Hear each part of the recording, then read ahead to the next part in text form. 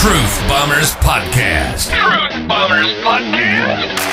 The group chat turned podcast with your hosts, Russ, Lockie, and BJ. Oh, man. Benjamin, how are you? Lachlan, how you doing, bud? Yeah, I'm right. Thank you for joining me bright and early. Yeah. Got my coffee. Morning coffee.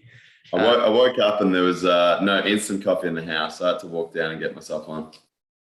Well, that's the way it should be, mate. You deserve it. You work hard. Treat yourself, Lock. Thanks, man. Appreciate it. Thank you for joining me early. No Russ today, as it's currently 9 a.m. on Friday morning, so a little bit later than we would normally dissect the teams. But I appreciate the reprieve last night. Kat's birthday. It was good dinner. It's a good dinner. Good. Where'd you go? We went to this restaurant in Brizzy called Libertine, which is like French Viet fusion. Okay, cool. That's delicious. It's like a 10-course like banquet sort of thing. Had a cocktail. It's good. Delicious. Yeah. And Mateo didn't throw a fit? No, she's we're here with Maddie. So Maddie was on babysitting duties. So yeah, got up this morning, got some push-ups in. Kat did her birthday burpees. It's been we had a drama. 22? 22, yeah. You do how old you feel. So she did 60. She did 70 because she did them late. But we had a debacle yesterday with the Airbnb. We were like locked out for 3 hours trying to check in. That's a disaster. Yeah. So anyway, mate, episode 25. I don't have a ton of time, and I apologize if it is a little bit loud on this end, but the Airbnb is pretty small. So the little one's in the shower, so I'll try and get it done before she gets out and starts running around and screaming. Your thoughts? Dreamtime against the G. First thoughts. Awesome occasion. Dreamtime is always like one I look forward to at the start of the season. So that and Anzac Day for me during the season are just such good events, as well as hopefully good games. Pretty disappointed with our selection, to be honest, but we'll get to that. I feel like it should almost be an unwritten rule in terms of Indigenous round. It's like if you have to play, like you got to let your Indigenous boys play. Like it's like a celebration, right, of the contribution to the game. And arguably, like we've had Tipper flying the flag now for a long time in terms of representation, and he's nowhere near it still. And there's been some talks that have been floating around in terms of potentially his contract being in jeopardy at the end of this year when he's off. And so I would think that someone like Tex Wanganeen, like, surely comes straight in. He has been named as an emergency. He's debuted. He's played a couple of games. He's gone back. Like, surely it's like, that he's coming in and he could be that X factor, right? Like, tap into a bit of that real, like, emotional, like, buy-in and what you're capable of on your day, and tap him on the shoulder and say, like, let's see what you got, kid. Like, you've got nothing to lose. Season's gone, right? Yeah. So it's interesting that they've put Smith into the side after saying a week ago that he needed to do like a mini rehab and he'd be out for a couple of weeks again. And yet they haven't selected someone like Wanganeen or Tim Woody in the side because they're not fit. So I don't understand like where the logic is that one player is deemed fit, even though they're supposed to be in the rehab group and the other two aren't. It's very strange. Was Wanganeen a fitness issue? So he played restricted minutes last time in the VFL, and then the VFL had a bye. So match fitness was supposedly an issue. Okay. Coming back from an ankle. That's right. He did have that ankle. Let's get to it. So I guess given trying to find a strong enough adjective, I'll go with deplorable effort that we put out against the Swans. I was expecting the hammer. I thought, like, all the talk that's been in the news about like no heart, no fire, no aggression, I thought like maybe the fire and brimstone might start coming from the top in terms of a little bit of ruthlessness when it comes to the selection acts this week. And all we've seen is one change. So Tom Cutler, who arguably was nowhere near our worst on ground, seems to be bearing the brunt. He comes out. Caldwell goes out injured with that AC joint, obviously from that big hit, although hopefully not for too long. I think he was mostly cleared of structural issues from scans. Alec Waterman comes in, as you mentioned, with Devon Smith. So those are the main changes. In terms of lineup, pretty stock similar to what we've been seeing all year. Laverde, Reed, and Kelly at the back. Good to see Reed getting a couple of games under his belt. He hasn't done anything super amazing. I guess he hasn't, like, it's a bit of a baptism of fire in the back there. Certainly getting plenty of opportunity to get near the ball. It doesn't seem to stop coming in with Kelly. And then Heppel, Redmond, and Nick Hind across the half back line. Any thoughts on the back six? No, it is really good that Reed's getting an extended run. I think the talk was that he was the best prospect out of the three that we picked up a couple of seasons ago in the draft. So I'd love to see him get a good run at it. Yeah. Nick Martin moved back up to a wing. Zach Merritt and Matt Guelphy also moved up to a wing.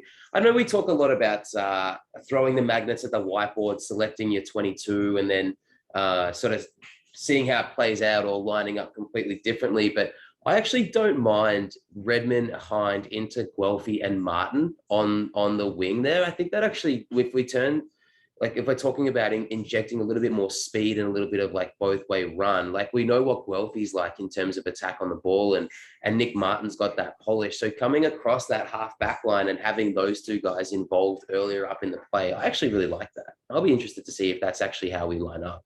Yep.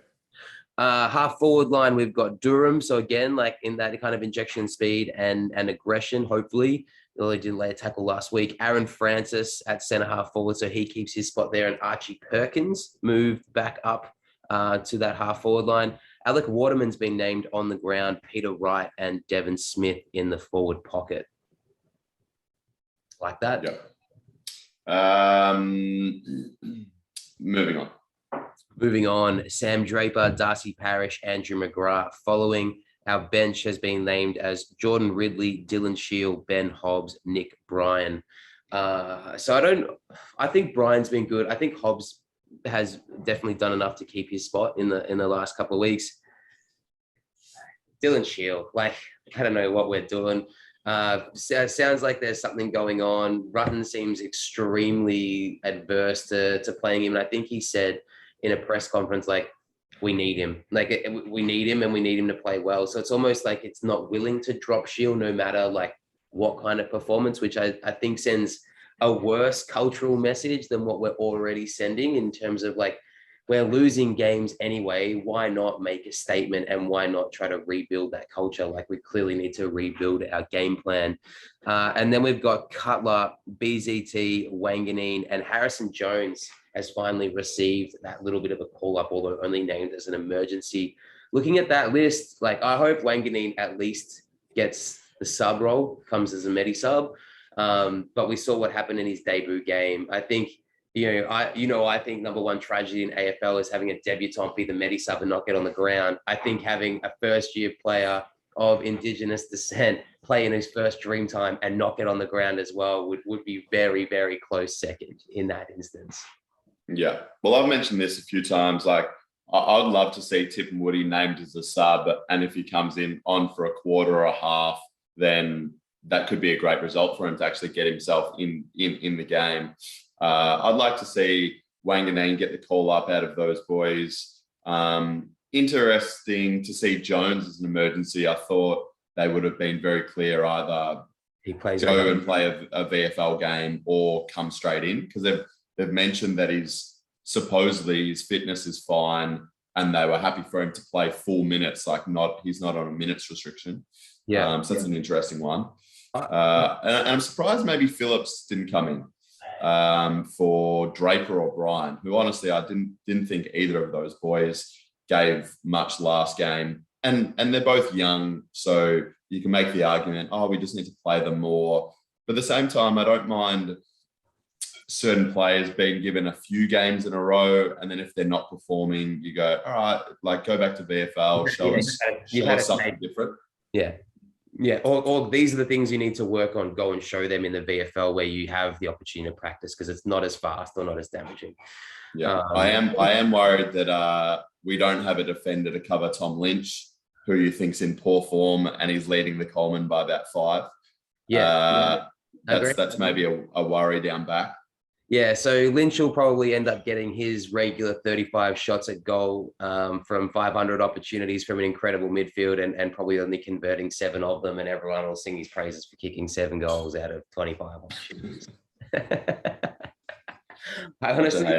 I think that the Coleman should be weighted. It should be the most goals kicked weighted against how many opportunities you've had. Because otherwise, it becomes like a quality of delivery, medal more so than the actual goal kicking medal, in my opinion. This is just my opinion. Yeah. So in that case, Peter Wright would be leading the charge.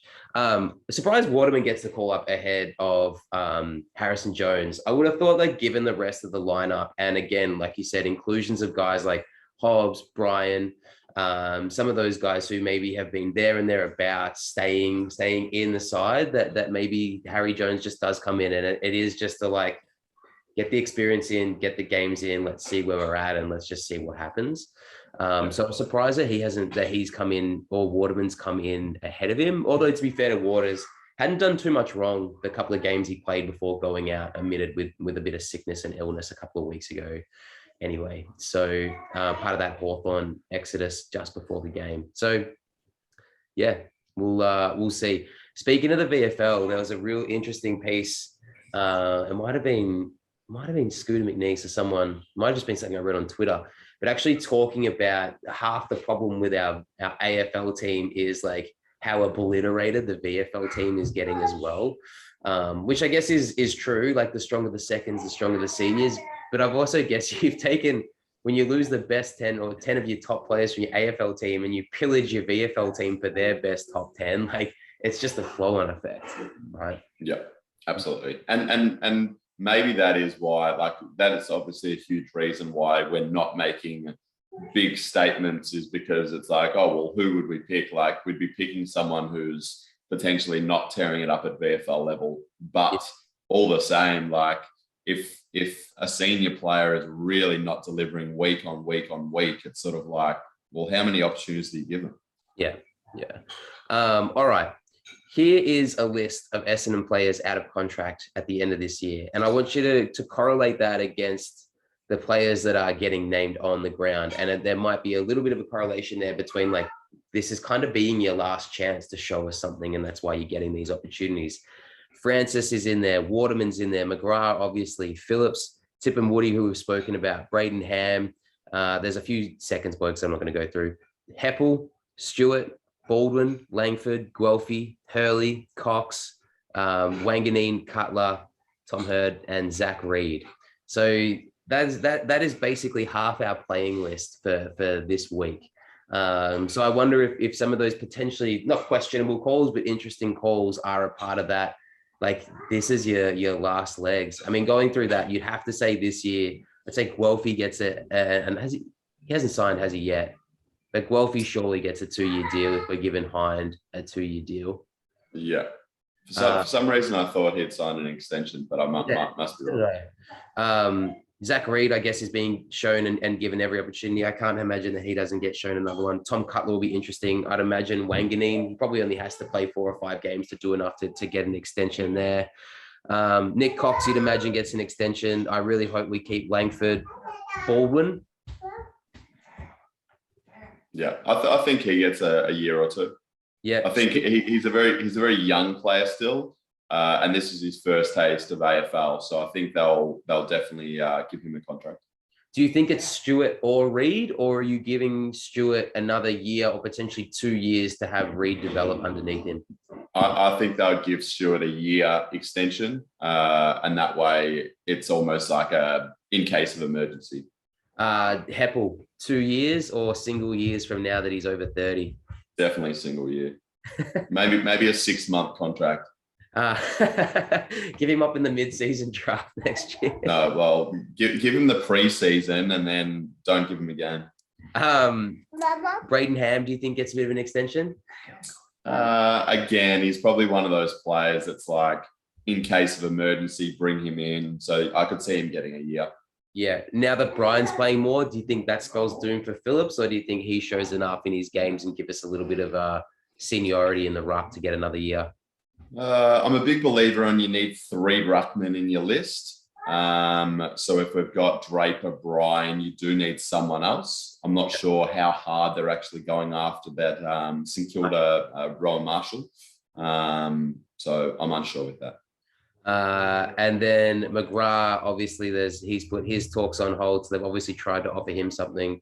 Waterman probably get a year at most, I think, depending on Harry and Francis. So I think probably, deserves at least, I would give him at least 2. I reckon. I think he's shown enough and shown that he's made the switch up forward and seems to be coping pretty well with it. Yeah, I'd be interested to see with Francis. There's a lot of talk that obviously he's had stated homesickness before. I wonder if they're giving him games to try to increase his trade value. Yeah, interesting. He is a top 10 pick. AMT Tipper. There is a lot of talk going around that there's no if he's not interested or can't get back or whatever, that they won't renew. We said on the podcast last week, an incredible fall from grace from someone who was knocking on the door of holding a club record for consecutive games without missing, and now all of a sudden is potentially not going to be offered a contract renewal. At the start of the season would have been someone that we were needs to be locked down, Jake Stringer-esque for 4 or 5, is such an integral part of this team and what we're trying to build and what he brings. Do you think there's a chance that he retires? Do you think there's a possibility there of opening up a mid-season draft potential for us from anyone on that list? Potentially, but I'd also hate for him to have come back to the club, played almost half a season in the VFL and then retire. Yeah. Honestly, for 5 years, he was probably my first, second or third favorite player for the last 5 seasons. So to go from such an incredible start to the season last year to potentially retiring is just a fall from grace. Hopefully this is just the year that he takes, that he needs. Get yourself right, take the year. We'll give him, give him a 1-year contract extension for next year and just see all right, let's see. And if he plays the first 5 games, then give him his 2-year extension from that point on top. Yeah, absolutely. He's not old. It's not like he's 30. Yeah, he's in the mid-20s, isn't he? He's pretty young. Yeah. The same question, I guess, but to Hurley, do you think there's a possibility there that he steps aside mid-season and opens up a spot on the list? Yes, after his latest setback. So there was a lot of talk by round 5 or 6, maybe it would be back to the VFL. But when he re-injured a calf, it's a bit okay, I haven't heard about him since. He's labelled as indefinite. He's back labelled as indefinite. Yeah. So I hadn't heard anything about him since that calf tweak. So yeah, not looking good. Now I know you're a big stats guy, and I know you love the numbers. Last week we recorded the lowest tackle count, second lowest tackle count ever recorded since it's been an 18-team competition. I want to go through and ask you a couple of questions off the cuff. And these stats were posted on Twitter by Scooter McNeese, who we love his stuff and what he puts out. Who do you think's ranked number 1 in our team leading the count for tackles this season? Caldwell. Correct. Do you know how many? He's probably averaging 3 point something. Caldwell is averaging 3.4, so he hasn't got the highest average. That belongs to Devon Smith, who has an average of 3.6, but Caldwell's laid 31 tackles for the season across 9 games. So not huge numbers, but it shouldn't be hard to be leading the charge and having the most tackles in the Essendon Football Club. He's out this week, right? So that should spell absolute danger in terms of what's possibly coming out there with what we've seen. If we look through those lists, we look kind of Sam Durham, who's someone that we associate with huge pressure. He's averaging less than 2 tackles a game. Hind, Redmond, both playing in that back 6, both averaging below 2 tackles a game. And then up the other end, Zach Reed, who's only obviously played 3 games, so maybe a little bit skewed there, is leading the charge for defenders with 3, Tex Wangening with 3, and then Dylan Shield with 2.8. So do me a big favor and keep scrolling and scrolling down to the bottom, down to the bottom, down to the bottom. You'll eventually see Heppel averaging 1 tackle a game.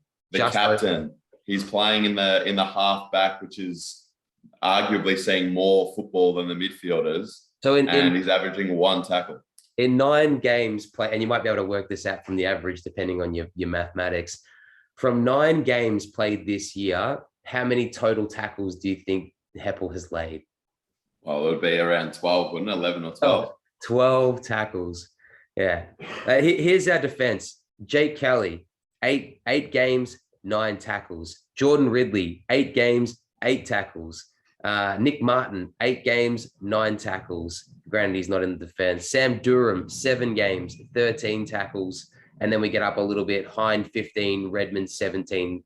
Guelphy, 19.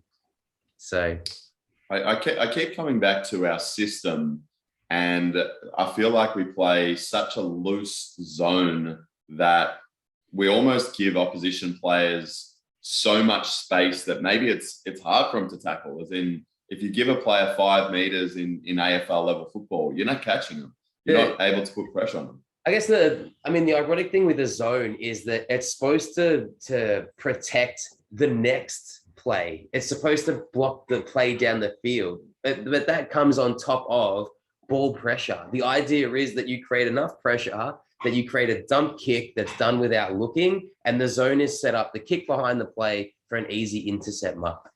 Now, what the zone's getting picked apart because there's no pressure around the ball. So they're just picking off, guys who are 3 or 4 meters, because you're an AFL footballer, you should be able to hit a 25-meter target away on a 45-degree angle, you know? Yeah. So the zone's breaking down because there's no pressure anywhere against the ball. And then we talk about like the zone shit. But how's the zone supposed to work if there's no like tackle pressure at all? You know? Yeah. Shout out to Billy Boy, who I know is going to be listening. He's just tagged me in an article written that apparently this week the big line is we're going to strip the game plan back down to basics. It doesn't get any more basic than laying a fucking tackle on the guy who's got the ball. So we're capable of bringing pressure. We had 24 tackles in a quarter against the Hawks. Look how that game turned out. It's something that we're capable of doing. Let's see it. And the word around town this week as well on all the media is another 70-point loss this week. And like Rutten probably doesn't like get the opportunity to show exactly what it is that he's trying to build. And it's always darkest before the dawn and all the rest of it. But there's only a degree of darkness that clubs are willing to accept. Xavier Campbell's been given a 2-year contract extension. So the board's obviously not going to change anytime soon, right? So you want to see, like, again, don't mind losing. Like, we haven't beaten Richmond in over 10 years. I can't imagine that this is the day and this is the squad that's going to do it, given what they've shown so far. But you'd want to be losing and having your 65, 70 tackles and at least making it a competitive game, right? Yeah. So, like, I think it's a line in the sand game for us. Yeah. And if they don't come out, like, absolutely smacking into every contest, putting pressure on crate like crazy, I could see us losing by 60 or 70 points if maybe Richmond get up early and then it just breaks them. Richmond turned it on a dime. Like last year, we were down by 35, got back in front, and then they kicked 8 goals unanswered in the last 10 minutes or something of the last quarter. Yeah, like I could definitely see us having a huge effort, but I also think they're mentally brittle at the moment. And if Richmond get a bit of a run on, it could get very ugly. What were your thoughts on Dyson Heppel on the couch on Monday night? It was good of him to front up. I think he spoke well, but the one glaring thing for me is when Nick Riewoldt asked him, what's the game style? Like, what can we actually look for? Dyson Heppel talked about mateship. Yeah, like being there for one another, like absolute bullshit. So, like, as a supporter, I don't want to hear like, and I think he said something like, we want to celebrate each other. Like, I don't give a fuck about that. I want to see like, oh, we're going to play man on man, or we're going to have a forward press, or like, I want to actually hear some clear, this is our game style, because I don't know what our game style is right now. As I said, I think we're playing a very loose zone. As you said, we're not able to pressure at the source. and therefore it just looks like we're not doing anything. We're witches hats. The part that stood out to me the most was when they obviously spoke about the Dylan Shield, Luke Parker incident.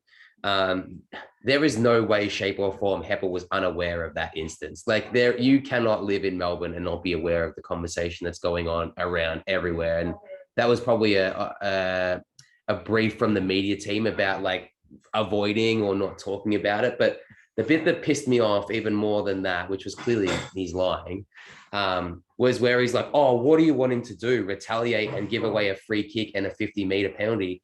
Yes. That is exactly what I want him to do. I want to fucking see something, you know? And the worst thing about that Parker situation was not Parker. It was Shield. He didn't do anything. So that actually tells you even more than like the cop that he took from Parker, you know? Like, yeah, someone gets in your face and calls you a bitch, and the next contest, you have the opportunity to run a straight line at that guy. You better be taking that opportunity. We've lost that game. That game was gone at halftime. Who cares if they kick one more goal from a 50-meter? Like, rub him out. Take the week. Get hit behind the play. Do whatever you need to do, but give them something to think about. And hopefully that would have escalated into an all-in brawl where everyone else can have a bit of a fucking put up the arse. Because we just watched two of our most experienced players, two of our on-field leaders, both get cleaned up and mocked and laughed at for zero response for the rest of the team. Zero response. Like Merritt's was even worse. Like no one went up to number one. I think you said too. No one went up not only to not remonstrate, but even check if he was all right. He's laying down there with his head in his hands for a couple of minutes after the play. What the fuck are we doing? You know? Yeah. And we're not chasing to tackle or apply any pressure. So you may as well have had 18 or 17 blokes run up to him and see if he's okay for the impact they had on the ball for the rest of that play.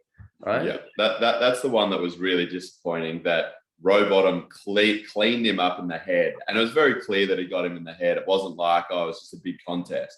He ran past the ball and not a single player got to either player. Yeah, as I said, not to Merritt to look after him, not to Rowbottom to absolutely like tell him it's not on. Like we that's why I'm saying we're a bit mentally brittle. I think we're just so like, maybe the players are so worried about their own performance that they're not sticking up. They're not sticking up for their teammates, which is more important than their own performance. Yeah, and not even a free kick paid for the head-eye contact too. So another display of the incredible standard of umpiring that we're seeing at the moment as well across the league. Yeah. All right, mate. I'm happy to leave it there. Yeah. Are we doing a lock of the week, or I'm pretty sure Russ? What do you tip? I'm pretty sure Russ got another $20 in the tip jar. I've been razzled, mate. The VFL girls still undefeated, had a draw with Hawthorn. They've also had some big news obviously come out yesterday. I'm not sure if you heard about the AFLW. They've received a big 94% pay increase, which is awesome. So that obviously starts to transition the AFLW into a full-time commitment now for a lot of those girls, which I think is awesome in terms of what that means for the standard, for their skill set, for careers, for the opportunity, and obviously a big investment from the AFL in terms of this is how serious we are about growing, you know, this side of the sport and obviously attracting more and more talent. And I think the number they chose was very specific in making AFLW the highest paid domestic professional female sport. So incredible. They've also put the dates out. Preseason for the AFLW starts June 16. That's like 2 weeks away. I don't even think the VFLW is going to be finished then. So you're going to have, I guess there'll be a lot of trade-ins and stuff like that for especially us and those new sides. But that'll be interesting to see that kind of overlap initially. Because assuming we do make it to the grand final, regardless of if we win or lose, we're still a few weeks off. So what do? Take 2 weeks off after the grand final and come straight in? Or do you go all the way through? Or maybe see some tired and beat up bodies for sure. You got to let them enjoy Mad Monday. Sure. Yeah, have the week off. All right, let's get to the tips. Poor old Russ, I think that's probably why he's not here. He's starting to pull extra shifts just to continually make up the $20 that he keeps feeding to the tin. So we're looking pretty good for booze on grand final day, mate. I had Carlton over Adelaide. Was that Carlton over Adelaide? Was that last week? Carlton over GWS? Carlton over GWS, sorry. that was a safe lock. You think Leon Cameron, if I was him, I'd have put myself as 2 weeks notice, so at least I could have finished against West Coast and gone out on a big win. Another interesting point, maybe while we're talking about GWS, obviously Hurd got into a part-time capacity. McVeigh takes over, and the first thing he does is bring Dean Solomon across. Nothing shits me more than Essendon champions going off to like work at other teams when our team is struggling. Blokes like Dean Solomon. Can you imagine Dean Solomon like having any opportunity to remonstrate with any player on any team and not taking that opportunity, let alone like your on-field standards leader gets rubbed up, you know, or rubbed out. Who have you got this week? Who's your big tip? I'm going to go Geelong over Port Adelaide. Oh, that is huge. Well, it's at Geelong. Where they've lost 3 of their last 5. Yeah, but Geelong, I think, is normally a safe bet. I've been flipping back and forth between that one and tonight's one as well on Sydney Carlton, which I'm not prepared to make a big call on. But if you're going to have a big statement call, I'm going to have a big statement call as well, a call that Russ would never have. I'm going to go Bulldogs over Gold Coast. Yep. Yeah, at Mars. Yeah, I know Russ would go D's over Kangaroos. And Kangaroos were paying $21 a couple of days ago. They've come in to $19 now. So there's a few good games on this weekend. I actually think that the Saints and the Adelaide game might be closer than everyone's tipping, but I think the Geelong Port game is going to be a cracker, and so too will Sydney and Carlton tonight. So lovely, mate. Thank you very much. No worries. I'll get this out straight away, and we'll go Bombers. I'll miss you this weekend, mate. Have to watch the game without you. I'll Zoom you in. Are you going to go down? You going to go? Nah, I'm going to go down to Ocean Grove for the weekend. Fair enough. Easy, mate. All right. Russ, if you're listening, mate, I'll let you text me your lock of the week by bounce the ball tonight. All right. See you, mate. See you, mate. Go Bombers. No.